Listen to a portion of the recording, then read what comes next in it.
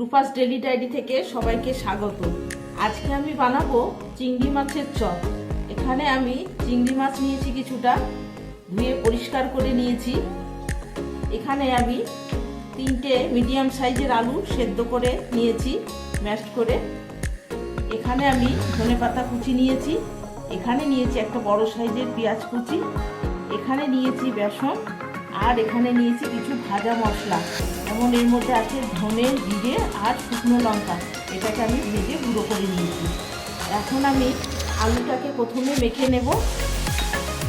দিয়ে দেবো পেঁয়াজ কুচি,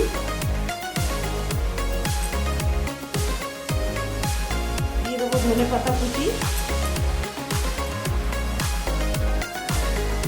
দেবো 1 চামচ রসুন বাটা, 1 চামচ আদা বাটা, দেবো ভাজা মশলা, দেবো পরিমাণ মতো নুন,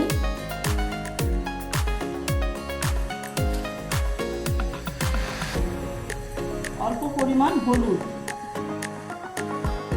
অল্প একটু হলুদ দিয়ে এটাকে প্রথমে আমি মেখে নেব।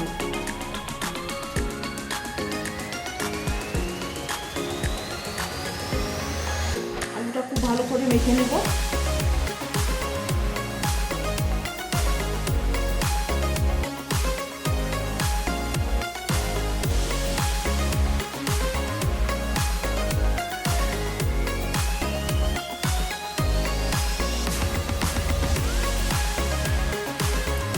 কিন্তু আমি খুব ভালো করে মেখে নিয়েছি। এখন আমি বেসনটা ফেটিয়ে নেব। এখানে আমি বেসনের মধ্যে দেবো অল্প একটু হলুদ,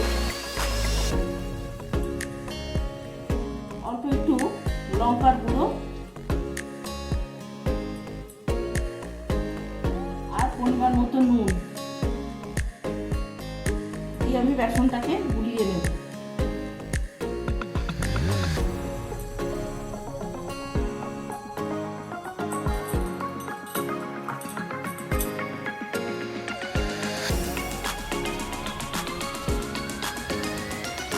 জল দেবো না, বেসনটাকে একটু ভালো করে আমি দিয়ে নেব।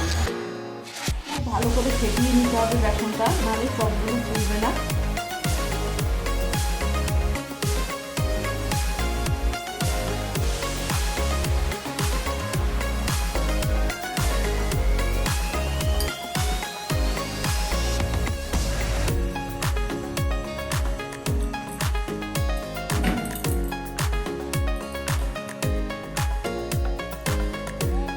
আমি বেসনটা ভালো করে ফেটিয়ে নেব।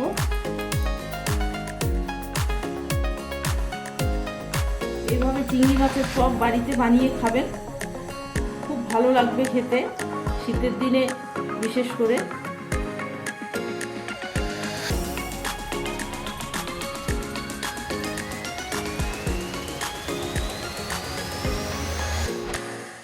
বেসনটা খুব ভালো করে ফেটিয়ে নিয়েছি।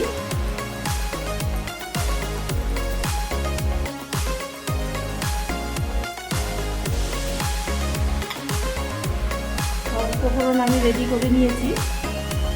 এখন আমি তেলে ভেজে নেব।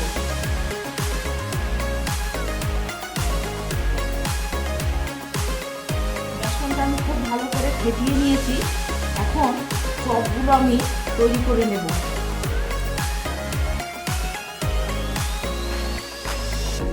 মাছগুলো দিয়ে এইভাবে চপগুলো আমি সব রেডি করে নেব আলুর পুর দিয়ে।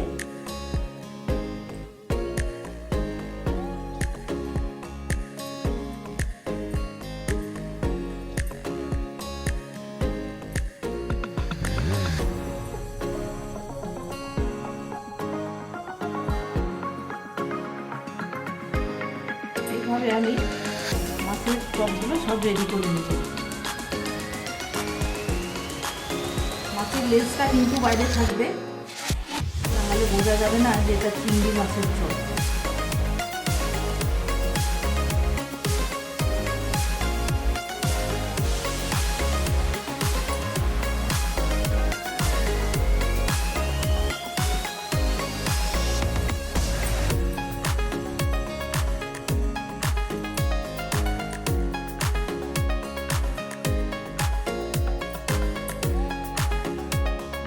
চপগুলো সব আমি রেডি করে নেব।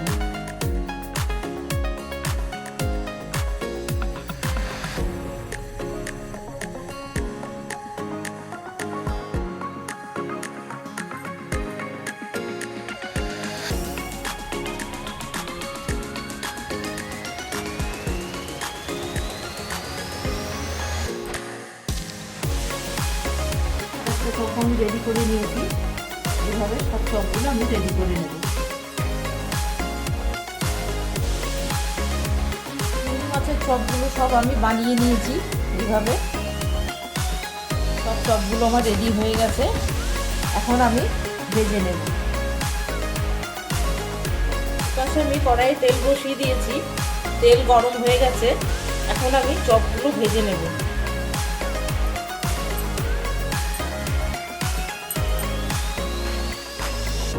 বেসনের গোলায় আমি চুবিয়ে চপগুলো ভেজে নেব।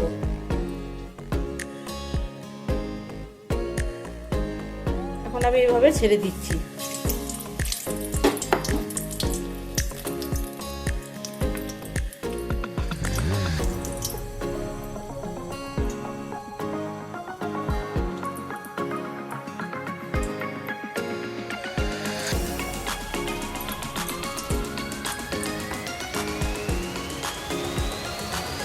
প্রত্যেকটা চপ আমি এইভাবে দিয়ে গোলায় তারপরে ছেড়ে দেব।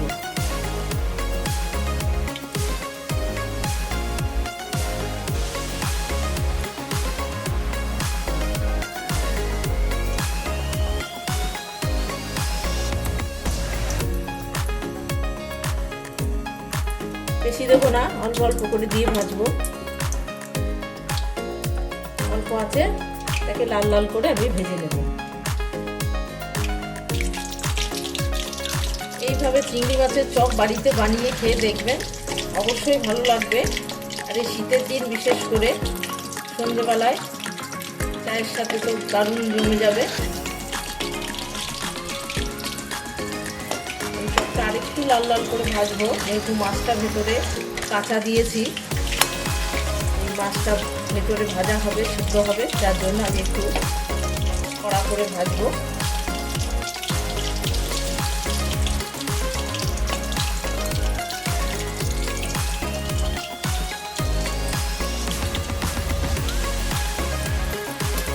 চপগুলো সব আমি ভেজে নিয়েছি ভালো করে। এখন তেলটা ঝরিয়ে আমি চপগুলো সব তুলে নেব।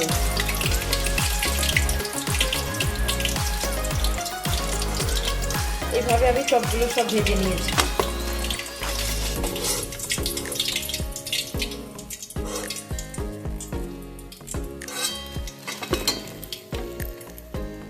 এইভাবে ভেজে নিয়েছি।